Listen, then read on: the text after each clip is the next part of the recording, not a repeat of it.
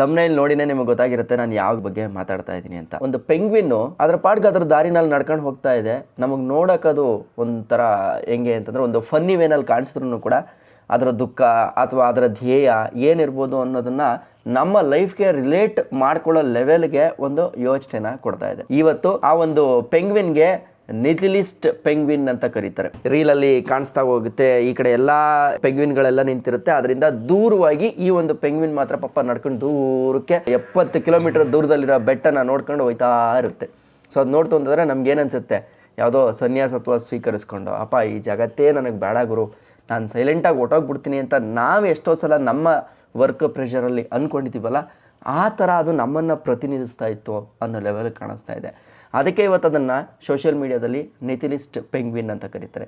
ನಿಥಿಲಿಸ್ಟ್ penguin ಅಂತಂದರೆ ಎಲ್ಲನೂ ಬಿಟ್ಟವನು, ಜೀವನಕ್ಕೆ ಅರ್ಥನೇ ಇಲ್ಲ, ಇದೇ ಲಾಸ್ಟ್ ಅಂತ ಅಂದ್ಕೊಂಡವನು ಅನ್ನೋ ಥರ ಒಂದು ಅರ್ಥನ ಕೊಡುತ್ತೆ. ಹಂಗಾದ್ರೆ ನಿಜವಾಗ್ಲೂ ಆ ಪೆಂಗ್ವಿನ್ನು ಏನು ಯೋಚನೆ ಮಾಡ್ತಾ ಇರ್ಬೋದು, ಅಥವಾ ನಾವು ನಮ್ಮದೇ ಜೀವನನ ಅದರ ಒಳಗಡೆ ನಮ್ಮ ಜೀವನನ ನೋಡಿಕೊಂಡು ಓಕೆ ನಮ್ಮ ಥರ ಅದು ಹೋಗ್ತಾ ಇದೆ ಅಂತ ರಿಲೇಟ್ ಮಾಡ್ಕೊಳ್ಳೋದಕ್ಕೋಸ್ಕರ ಇವತ್ತು ಇದಿಷ್ಟೊಂದು ವೈರಲ್ ಆಗಿದೆಯಾ, ಮತ್ತು ಇದು ಯಾವಾಗ ಶೂಟ್ ಮಾಡಿದ್ದು, ಯಾರು ಶೂಟ್ ಮಾಡಿದ್ರು ಅನ್ನೋ ಕಂಪ್ಲೀಟ್ ಡೀಟೇಲ್ಸನ್ನು ಈ ವಿಡಿಯೋದಲ್ಲಿ ನಾನು ನಿಮಗೆ ತಿಳಿಸ್ಕೊಡ್ತೀನಿ. 2007ರಲ್ಲಿ ವರ್ನರ್ ಹೆರ್ಜಾಗ್ ಅನ್ನೋ ಒಬ್ಬರು ಡಾಕ್ಯುಮೆಂಟ್ರಿಗಳನ್ನೆಲ್ಲ ಫಿಲಮ್ ಮಾಡ್ತಾರಲ್ಲ, ಆ ಥರ ಒಬ್ಬರು ಡೈರೆಕ್ಟರ್. ಇವರು ಜರ್ಮನಿಯ ಮ್ಯೂನಿಕ್ ಪ್ರದೇಶದವರು. ಯಾವುದಾದ್ರೂ ಒಂದು ಡಾಕ್ಯುಮೆಂಟ್ರಿನ ಮಾಡಬೇಕು ಅಂದರೆ ಅಲ್ಲಿ ಕೆಲವೊಂದು ವಿಜ್ಞಾನಿಗಳಾಗಿರ್ಬೋದು ಅಥವಾ ಸಂಶೋಧಕರಾಗಿರ್ಬೋದು ಅಥವಾ ಇದರ ಬಗ್ಗೆ ತುಂಬ ನಾಲೆಜ್ ಇರ್ತಕ್ಕಂಥ ಎಷ್ಟೋ ಜನಗಳನ್ನ ಇನ್ಕ್ಲೂಡ್ ಮಾಡಿಕೊಂಡು ಒಂದು ಡಾಕ್ಯುಮೆಂಟ್ರಿನ ಮಾಡಂತ ಹವ್ಯಾಸನ ಇವರು ಇಟ್ಕೊಂಡಿದ್ರು. 2007ರಲ್ಲಿ encounters at the end of the world ಅಂತ ಒಂದು ಡಾಕ್ಯುಮೆಂಟ್ರಿನ ಮಾಡ್ತಾರೆ. ಆ ಡಾಕ್ಯುಮೆಂಟ್ರಿನಲ್ಲಿ ಹೀರೋ ಆಗಿ ನಮಗೆ ಕಾಣಿಸೋದು ಯಾವುದು ಅಂತಂದ್ರೆ, ಈಗ ನಾವೇನು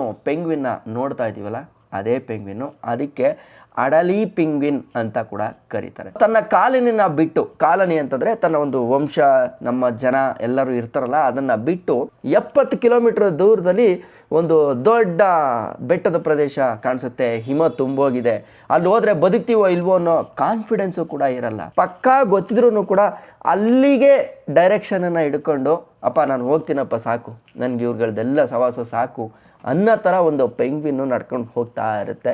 ಸೊ ಅದರ ರಿಲೇಟೆಡ್ ಈ ಒಂದು ಡಾಕ್ಯುಮೆಂಟ್ರಿ ಆಗಿರುತ್ತೆ. ನಾನು ಒಂದು ರೀಲಲ್ಲೂ ಕೂಡ ನೋಡಿದೆ, ವರ್ನರ್ ಅವ್ರು ಹೇಳ್ತಾರೆ ಈ ಪೆಂಗ್ವಿನ್ನ ಏನಾದರೂ ಮತ್ತೆ ಆ ಬೆಟ್ಟದ ಹತ್ರ ಹೋಗ್ಬಿಟ್ಟು ತಗೊಬಂದು ಬಿಟ್ರೂ ಕೂಡ ಒಂದು ಸ್ವಲ್ಪ ದಿನ ಇರುತ್ತಷ್ಟೇ, ಮತ್ತೊಂದಷ್ಟು ದಿನ ಆದಮೇಲೆ ಅದರ ಪಯಣನ ಮತ್ತು ಅದೇ ಬೆಟ್ಟದ ಕಡೆಗೇನೆ ಹೊರಟೋಗ್ಬಿಡುತ್ತೆ ಅಂತಲೂ ಕೂಡ ಹೇಳ್ತಾರೆ. ಸೊ ಇಂಟರ್ನೆಟ್ಟಲ್ಲಿ ಇದು ಹೆಂಗೆ ನೋಡ್ತಾ ಇದ್ದಾರೆ ಜನ ಅಂತ ಹೇಳೋದಾದ್ರೆ, ಸೊ ಇವತ್ತು ಜನ ಆಲ್ಮೋಸ್ಟ್ ಇದನ್ನೆಲ್ಲ ವೈರಲ್ ಮಾಡ್ತಾ ಇದ್ದಾರೆ. ನಾನೊಂದು ವಿಡಿಯೋ ನೋಡಿದೆ, ರ್ಯಾಪಿಡೋದವರು ಅಡ್ವರ್ಟೈಸ್ಮೆಂಟ್ ಮಾಡೋಕ್ಕೆ ಈ ಆಟೋನ ಕರ್ಕೊಂಡು ಆ ಪೆಂಗ್ವಿನ್ನ ಡ್ರಾಪ್ ಮಾಡ್ಕೊಂಡು ಬರಬೇಕು ಅಂತಂದ್ಬಿಟ್ಟು ಹೋಗ್ತಾ ಇರೋದು. ಅಂತಂದ್ರೆ ಅರ್ಥ ಮಾಡ್ಕೊಳ್ಳಿ, ಇವತ್ತು ಕಂಪ್ನಿಯವ್ರುಗಳು ಕೂಡ ಇದನ್ನು ಒಂದು ಮೀಮ್ ಟೆಂಪ್ಲೇಟಾಗಿ ಯೂಸ್ ಮಾಡ್ತಾ ಇದ್ದಾರೆ. ಅಂತಂದರೆ ಇದು ಯಾವ ಥರ ಜನಕ್ಕೆ ರಿಲೇಟ್ ಆಗ್ತಾ ಇದೆ ಅಂತ. ಸೊ ಈ ವಿಡಿಯೋ ಬಂದ ಕೂಡಲೇ ಜನಗಳು ಹೆಂಗೆ ಮಾಡ್ತಾರೆ ಅಂತಂದರೆ, when you are done with everything, so ಇದೇ ಆಗೋದು, you know something but we don't ಅಂತ ಹೇಳ್ತಾರೆ. ಅಂದರೆ ಅದಕ್ಕೇನೋ ಒಂದು ಗೊತ್ತಿದೆ, ನಮಗದು ಗೊತ್ತಾಗ್ತಾ ಇಲ್ಲ.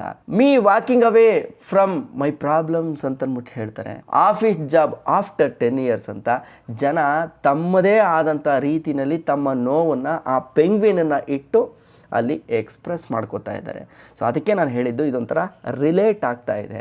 ಸೊ ಇದೇ ಕಾರಣಕ್ಕೆ 2007ರಲ್ಲಿ ಈ ಡಾಕ್ಯುಮೆಂಟ್ರಿನ ಇವರು ಫಿಲಮ್ ಮಾಡಿದ್ರು ಕೂಡ ಇವತ್ತು ಇಂಟರ್ನೆಟ್ ಜಗತ್ತಲ್ಲಿ ಇದು ವೈರಲ್ ಆಗ್ತಾ ಇದೆ. ಅಲ್ಲ 2007ರಲ್ಲಿ ಮಾಡಿದ್ದು ಇವಾಗ ಯಾಕೆ ವೈರಲ್ ಆಗ್ತಿದೆ ಅಂತಂದರೆ, ಇದೇ ನೋಡಿ ಸೋಷಿಯಲ್ ಮೀಡಿಯಾ ಪವರ್. ಸೋಷಿಯಲ್ ಮೀಡಿಯಾದಲ್ಲಿ ಆಗ್ತಂಥ ಕಂಟೆಂಟ್ಗೆ ಸಾವಿಲ್ಲ, 10 ವರ್ಷ ಆಗಲಿ 15 ವರ್ಷ ಆಗಲಿ ಮತ್ತೆ ಮತ್ತೆ ಮತ್ತೆ ಮತ್ತೆ ಬರ್ತಾ ಹೋಗುತ್ತೆ.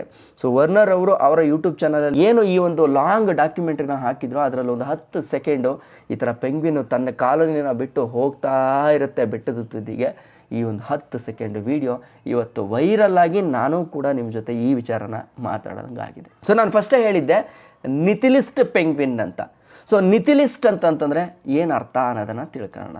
ಸೊ ಈಗ ನಮ್ಮಲ್ಲಿ ಹೆಂಗೆ ಜೀವನ ಎಲ್ಲ ಸಾಕು, ಜಿಗುಪ್ಸೆ ಬಂದು ದೇಶಾಂತರ ಹೋಗ್ತಾರಲ್ಲ, ಆ ಥರ ಒಂದು ಮೀನಿಂಗನ್ನು ಕೊಡುತ್ತೆ ಇದು. ಅಂದರೆ ಜೀವನಕ್ಕೆ ಅರ್ಥ ಇಲ್ಲ, ನಿಯಮಗಳಿಗೆ ಬೆಲೆ ಇಲ್ಲ, ಎಲ್ಲನ ಬಿಟ್ಟು ಮುಂದೆ ಹೋಗಬೇಕು, ಒಂಥರ ಆ ರೀತಿ ಅರ್ಥನ ಕೊಡುತ್ತೆ.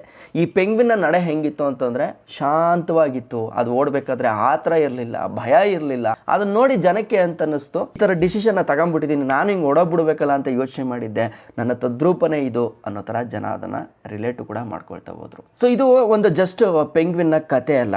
ಯಾಕೆ ರಿಲೇಟ್ ಮಾಡ್ಕೋತಾ ಇದ್ದಾರೆ ಅಂತಂದರೆ, ಇವತ್ತು ನೀವು ನೀವು ನೋಡ್ತಾ ಇದ್ದೀರಾ ಸ್ಟ್ರೆಸ್ ಜಾಸ್ತಿ ಆಗ್ತಾ ಇದೆ. ಸೊ ಜಾಬಲ್ಲಿ ಬರ್ನೌಟ್ ಆಗೋದಾಗಿರ್ಬೋದು, ರಿಲೇಷನ್ಶಿಪ್ ಪ್ರೆಷರ್ ಆಗಿರ್ಬೋದು, ಸೋಷಿಯಲ್ ಎಕ್ಸ್ಪೆಕ್ಟೇಷನ್ ಜಾಸ್ತಿ ಇಟ್ಕೊಂಡು ಅದರಿಂದ ಹರ್ಟ್ ಆಗೋಂಥದ್ದಾಗಿರ್ಬೋದು, ಅಥವಾ ಒಬ್ರನ್ನೊಬ್ರು ಕಂಪ್ಯಾರಿಸನ್ ಮಾಡಿಕೊಂಡು ಓವರ್ ಥಿಂಕ್ ಮಾಡಿಕೊಂಡು ಇದನ್ನೇ ಮಾಡಬೇಕು, ಅದನ್ನೇ ಫಾಲೋ ಮಾಡಬೇಕು, ಹಿಂಗೆ ಬದುಕಬೇಕು ಅಂತ ಅಂದ್ಕೊಂಡು ನಾವು ನಮಗೆ ಪ್ರೆಷರ್ ಹಾಕ್ಕೊಂಡು ಬರ್ಸ್ಟ್ ಆಗಂಥ ಒಂದು ಪೀಕ್ ಪಾಯಿಂಟಲ್ಲಿ ನಮಗೆ ಸಿಕ್ಕಿದ್ದೆ ಈ ಪೆಂಗ್ವಿನ್. ಅದು ನಿಥಿಲಿಸ್ಟ್ ಪೆಂಗ್ವಿನ್. ಒಂದು ಪೆಂಗ್ವಿನು ಎಲ್ಲನೂ ಬಿಟ್ಟು ತಾನು ಬದುಕಲ್ಲ ಅಂತ ಗೊತ್ತಿದ್ರೂ ಕೂಡ ತನ್ನ ಕಾಲೋನಿನೇ ಬಿಟ್ಟು ಮುಂದಕ್ಕೆ ಹೋಗ್ತಾ ಇದೆ ಅಂತಂತಂದರೆ ನಾನು ಕೂಡ ಒಂದಿನ ಹಿಂಗೇನಾದ್ರು ಬಿಟ್ಬಿಟ್ಟು ಹೊಟ್ಟೋಗ್ಬಿಡ್ಲಾ, ಎಲ್ಲನೂ ಬಿಟ್ಬಿಟ್ಟು ನೆಮ್ಮದಿಯಾಗಿ ಒಂದು ಯಾವ್ದಾರು ಒಂದು ದೇಶಾಂತರ ಹೋಗ್ಬಿಟ್ಟು ಒಂದು ಪರ್ವತದಲ್ಲೋ ಒಂದು ಬೆಟ್ಟದಲ್ಲೋ ಕೂತ್ಕೊಂಡ್ಬಿಟ್ರೆ ಹೆಂಗಿರುತ್ತೆ.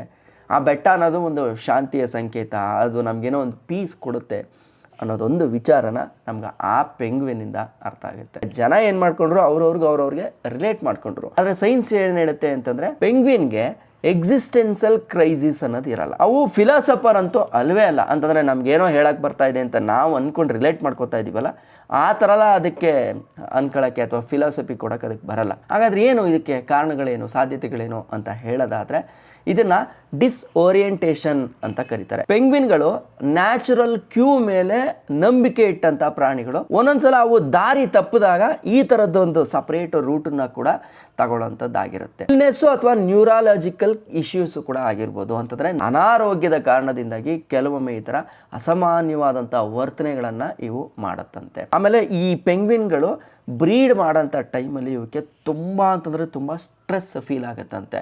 ಸೊ ಆ ಸ್ಟ್ರೆಸ್ ಫೀಲನ್ನು ತಡ್ಕೊಳಕ್ಕಾಗದೆ ಯಪ್ಪ ಸಾಕಣಪ್ಪ ನನಗೆ ಸವಾಸ ಅಂತಂದ್ಬಿಟ್ಟು ಕೂಡ ತನ್ನ ಒಂದು ಫ್ಯಾಮಿಲಿನ ಅಂದರೆ ಕಾಲೋನಿನ ಬಿಟ್ಟು ಹೊರಗಡೆ ಹೋಗ್ತಾವಂತೆ. ಇನ್ಸ್ಟಿಕ್ಚುವಲ್ ಎರರ್ ಅಂತಂದರೆ ಪ್ರಾಣಿಗಳು ಯಾವಾಗಲೂ ಪರ್ಫೆಕ್ಟ್ ಆದ ಡಿಸಿಷನ್ ತಗೊಳ್ಳಲ್ಲ. ಒಂದೊಂದು ಸಲ ಎಡವಟ್ಟಾಗುತ್ತಂತೆ.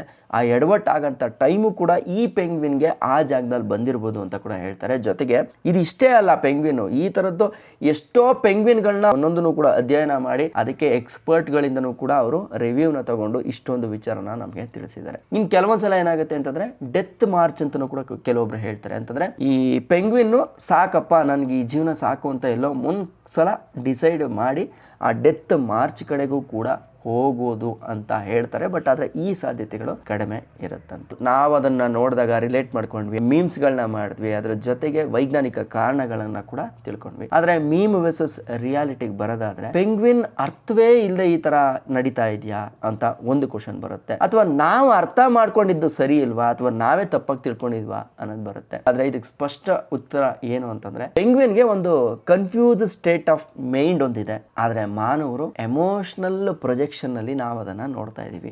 ಅಂದರೆ ಸಾಕಪ್ಪ ಈ ಜೀವನ ಬೆವರ್ತು ಅಪ್ಪ ಸಾಕು ಅಂತ ಅಂದ್ಬಿಟ್ಟು ಹೋಗ್ತಾ ಇದ್ದೀವಲ್ಲ, ಆ ಥರ ಎಲ್ಲ ನಾವು ಅದನ್ನು ಅಸ್ಯೂಮ್ ಮಾಡ್ಕೋತಾ ಇದ್ದೀವಿ. ಅಂದರೆ ನಮ್ಮ ನೋವು, ನಮ್ಮ ಬೇಸರ, ನಮ್ಮ ಎಕ್ಸಾಜರೇಷನ್ ಇವೆಲ್ಲ ಇದೆಯಲ್ಲ, ಅದನ್ನೆಲ್ಲ ತಗೊಂಡಾಗ ಏನು ಮಾಡ್ತಾ ಇದ್ದೀವಿ, ಆ ಪೆಂಗ್ವಿನ್ನ ಆ 10 ಸೆಕೆಂಡ್ ವಿಡಿಯೋ ಮೇಲ್ಗಡೆ ಹಾಕ್ತಾ ಇದ್ದೀವಿ. ಸೊ ಈ ಪೆಂಗ್ವಿನ್ ಅದೇ ಕಾರಣಕ್ಕೆ ಏನಾಯಿತು ಅಂತಂದರೆ ನಮಗೆ ಆ ವಿಡಿಯೋ ನೋಡ್ತಾ ಇರಬೇಕಾದ್ರೆ ಅನಿಸುತ್ತೆ, ಯಪ್ಪ ಏನು ಗುರು ಆ ಪೆಂಗ್ವಿನ್ ಹೋಯ್ತಾ ಇದೆಯಲ್ಲ ಅಂತ ಅಂದ್ಬಿಟ್ಟು. ಅಂದರೆ ಲಾಸ್ಟ್ ಫೀಲಿಂಗ್ನ ಮಾಡ್ಕೋತಾ ಇದ್ದೀವಿ, ನಮ್ಮಲ್ಲೇ ಒಂಥರ ನಿಶಬ್ದತೆಯನ್ನು ಪಡ್ಕೋತಾ ಇದ್ದೀವಿ ಆ ವಿಡಿಯೋ ನೋಡಬೇಕಾದ್ರೆ. ಆದರೆ ಇದನ್ನು ನಾವು ಪಾಸಿಟಿವ್ ವೇನಲ್ಲಿ ತಗೊಂಡು ಹೋಗೋದಾದರೆ ಯೋಚನೆ ಮಾಡಿ, ಎಷ್ಟೋ ಸಲ ನಾವು ಕೆಲಸ ಮಾಡಬೇಕಾದ್ರೆ ಅಥವಾ ರೆಗ್ಯುಲರ್ ರೂಟಿನಲ್ಲಿ ಸಾಕು ಅಂತ ಅನಿಸಿದಾಗ ನಾವು ಏನು ಅನ್ಕೋತೀವಿ, ಎಲ್ಲಾದರೂ ದೂರ ಹೋಗಬೇಕು ಅಂತ ಅನ್ಕೋತೀವಲ್ಲ.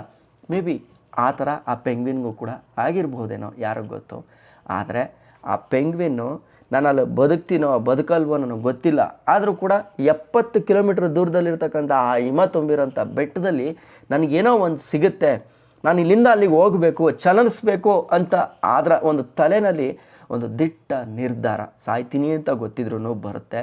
ಆ್ಯಂಡ್ ಜೊತೆಗೆ ನೀವು ಅದನ್ನು ವಾಪಸ್ ತಗೊಂಬಂದು ಬಿಟ್ರೂ ಕೂಡ ಇಲ್ಲ ನಾನು ಮತ್ತೆ ಅಲ್ಲಿಗೆ ಹೋಗ್ತೀನಿ ಅಂದ್ಕೊಳ್ಳೋ ಆ ಸತತ ಪ್ರಯತ್ನ, ಇವೆರಡನ್ನೂ ಕೂಡ ಜೀವನದಲ್ಲಿ ನಾವು ಅಳವಡಿಸ್ಕೊಂಡ್ರೆ, ಈಗ ಎಕ್ಸಾಂಪಲ್ ಹೇಳ್ತೀನಿ, ನಾವು ಎಲ್ಲಿಗಾದರೂ ಹೋಗಬೇಕು ಅಂತ ಪ್ಲ್ಯಾನ್ ಮಾಡ್ಕೋತೀವಿ, ರೆಗ್ಯುಲರ್ ಲೈಫಲ್ಲಿ ಬಸ್ಟಾಗಿರ್ತೀವಿ, ಆದರೆ ನಮ್ಮ ಮನೆಯವರು ಬಿಡಲ್ಲ, ಒಂದೊಂದು ಸಲ ನಮ್ಮನ್ನು ನಾವೇ ಒಂದು ಮನೆ ಒಳಗಡೆ ಕಟ್ಟಾಕೊತೀವಿ.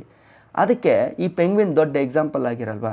ಹೌದು, ನಾನೇನಾದರೂ ಒಂದು ಮಾಡಬೇಕು ಅಂತ ಡಿಸೈಡ್ ಮಾಡ್ತು ಅಂತಂದರೆ ಅದು ಎಷ್ಟು ಕಷ್ಟನಾದರೂ ಆಗಿರಲಿ, ನನಗೆ ಅದು ಬೇಕು ಅಂತ ನಾನು ಡಿಸೈಡ್ ಮಾಡಿದ್ಮೇಲೆ, ನಾನು ಅಲ್ಲಿಗೆ ಹೋಗಬೇಕು ಅಂತ ಡಿಸೈಡ್ ಮಾಡಿದ್ಮೇಲೆ ಖಂಡಿತ ಮುಲಾಜಿಲ್ಲದೆ ಯಾವುದೇ ಕಾರಣಕ್ಕೂ ಮಿಸ್ ಮಾಡಿದೆ ನನ್ನ ಗುರಿಯನ್ನು ನಾನು ಮುಂದ್ಗಡೆ ಇಟ್ಕೊಂಡು ಹೋಗ್ತಾ ಇರಬೇಕು. ಎಷ್ಟು ಅಡೆತಡೆ ಬಂದರೂ ಸರಿ ಅಥವಾ ನನಗಲ್ಲಿ ಏನೇ ಪ್ರಾಬ್ಲಮ್ ಬಂದರೂ ಸರಿ, ನನಗಲ್ಲಿ ನೆಮ್ಮದಿ ಸಿಗುತ್ತೆ ಅನ್ನೋದಾದರೆ ಅದು ಯಾವುದಾದ್ರೂ ಆಗಿರ್ಬೋದು, ಒಂದು ಟೂರಿಸ್ಟ್ ಪ್ಲೇಸ್ ಆಗಿರ್ಬೋದು, ಅಥವಾ ನನ್ನ ಗುರಿ ಆಗಿರ್ಬೋದು, ಅಥವಾ ನನ್ನ ಕೆಲಸ ಆಗಿರ್ಬೋದು, ಎನಿಥಿಂಗ್ ಯಾವುದಾದ್ರೂ ಆಗಿರಲಿ, ನಾನು ಡಿಸಿಷನ್ನ ತೊಗೊಬೇಕು ಅಂತ. ಯೂಶ್ವಲಿ ನಾನು ಎಲ್ಲ ಕಡೆನೂ ಹೇಳ್ತಾ ಇರ್ತೀನಿ, 1000 ಸಜೆಷನ್ಸ್ನ 1000 ಜನಗಳಿಂದ ನಾವು ಕೇಳ್ಬೋದು, ಆದರೆ ಡಿಸಿಷನ್ ಯಾವತ್ತೂ ನಮ್ಮದಾಗಿರಬೇಕು. ಯಾರಿಗೂ ನಮ್ಮ ಡಿಸಿಷನನ್ನು ಬೇರೆಯವ್ರಿಗೆ ಕೊಡಬಾರ್ದು. ಯಾಕೆ ಅಂತಂದರೆ ಅವರವರ ಮೂಗಿನ ನೇರ, ಅವರವರ ಕಂಫರ್ಟಬಲ್ ಅವ್ರವ್ರಿಗೆ ಗೊತ್ತಿರುತ್ತೆ. 1000 ಸಜೆಷನ್ಸ್ನ ತಗೊಳ್ಳೋಣ, ಆದರೆ ಡಿಸಿಷನನ್ನು ನಮ್ಮದಾಗಿ ಇಟ್ಕೋಬೇಕು. ನಮ್ಮ ಲೈಫಿನ ನಿರ್ಧಾರಗಳು ಮತ್ತೊಬ್ರು ಯಾರೋ ತಗೊಳ್ಳೋ ಹಾಗಿರಬಾರ್ದು ಅಂತ. ಸೊ ಆ ಥರ ಈ ಪೆಂಗ್ವಿನ್ನು ಕೂಡ ಮಾಡಿದೆ ಅಂತ ನನಗನ್ಸುತ್ತೆ.